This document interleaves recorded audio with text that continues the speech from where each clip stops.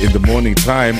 Right now, let's talk about Boniface Mwangi. So, Jana, he went ham on his social media, on his handle.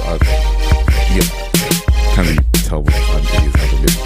But this guy went on a mad rant, man. So he's been in Tanzania, so I don't know whether he's back. And he claimed, Jana, that his life is in danger after a bunch of armed men claiming to be police officers showed up at his hotel in Dar es Salaam on Sunday night. The raid on Mwangi's hotel came a day after PLP, party leader Martha Karua, was arrested and detained, and of course later on deported after he landed in Dar es Salaam. So in a social media post this while he was in Tanzania, Boniface Mwangi claimed that a bunch of police officers stormed his hotel, knocked at his door, and asked him to step outside and talk. But he was like, nah, man, I'm not coming out. So no one really knows exactly why. Of course, they wanted to arrest Boniface Mwangi. I'm going to converse with him. And it's also unclear if Boniface Mwangi was part of Martha Karua's delegation. Right? So this is what Boniface Mwangi tweeted. My life is in danger. I'm at Serena Hotel, Dar es Salaam, and armed men in civilian clothes outside my room. They claim they are police officers, but they have refused to identify themselves. They will have to break the door to remove me here. I'm not going to open it. I love who there's a guy, one of the officers, apparently he said this. Shuka hapa uone tunakutakia nini. Kuja hapa kwa reception. Alisema kila mtu hapa kona camera. We're live, so no one will have done. Unaona uko safe. And then Boni was not buying that maneno. Right? So he knows it too well. Yeah, so he apparently was fearing he was fearing being abducted, and he wondered why the police officers were conducting a routine inspection, quote-unquote routine in the middle of the night. Why would they turn up to his room in the middle of the night, man? Why? That's so crazy. In another country. Exactly, man. What is going on in East Africa? I don't understand, especially because Mama Samia Suluhu, she's getting a very, very negative reputation. What is going on? Yeah, she's been very dictatorial. She has dictatorial tendencies. Yeah, and she's very aggressive towards Kenyans. Yeah, and I don't know why. There was an activist that was also arrested here in Kenya. Do you remember? I forget her name. Yes, the journalist. Yeah, she's also a journalist. Yes. Yeah. And that was a really highlighted case in Kenya and worldwide as well.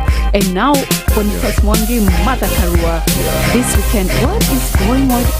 I don't understand. In fact, we celebrated and we think she's doing such a good job. But now, what's going on with all these arrests, detaining Martha Karua and stuff? So I'll tell you what, I can speculate. I can only speculate, right?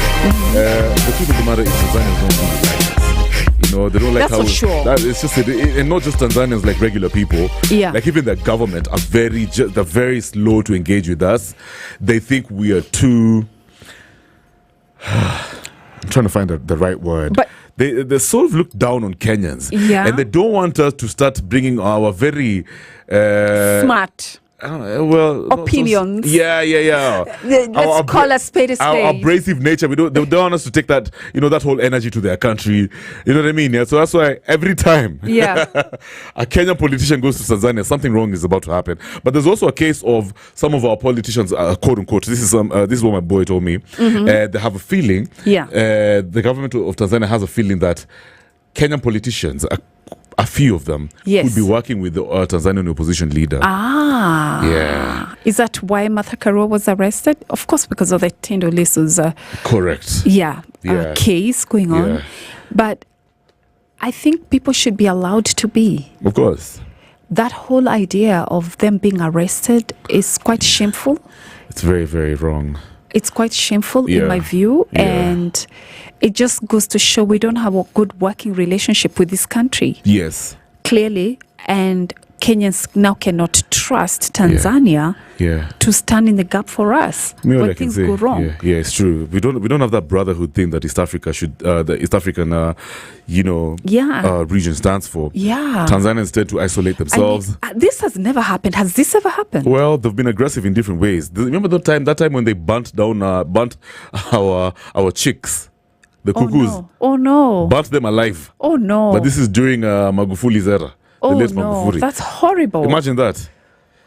But you need to ask, just typical Kenyans who go to Tanzania just to maybe hang out No, I or hear- biashara. They will tell you stories. Yeah, they're very Yeah, they've been through so much. Yes, they go through a lot, especially in the work industry. Yes. It's crazy working with Tanzanians. So I don't know how true that is, but that's what allegedly people go through a lot.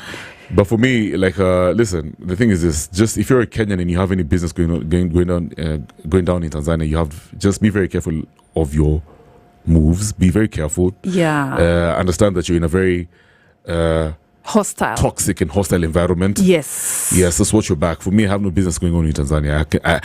I can never even go there. Like literally, they're just not my But type we of people. love them. We love Tanzanians. Can you imagine know how about much love. songs? No, we listen to their songs. I don't listen to bongo. Okay. Imagine I don't. You don't listen to bongo, Nope. but Kenyans have really embraced. No, it's very popular. You're very right. Yeah, know, but Kenyans are very loving in general. Yeah, very embracing generally. We embrace people. We love people. We don't have any issues. Yeah. So I'm quite surprised that they actually they had Mother Karua arrested. Yeah. That is so With all the unfortunate. Madarao that Tanzanians have shown us, Kenyans are just... Surely. we We just should don't boycott react. all this bongo By music. now, I would have deleted that number. Tip? Sasa, let's keep it moving. Right now it's 4:34. More stories. We'll cruise the internet and tell you guys about some of the trending headlines in the country. You are listening to The Spice Drive, only on 94.4 Spice FM, Nairobi.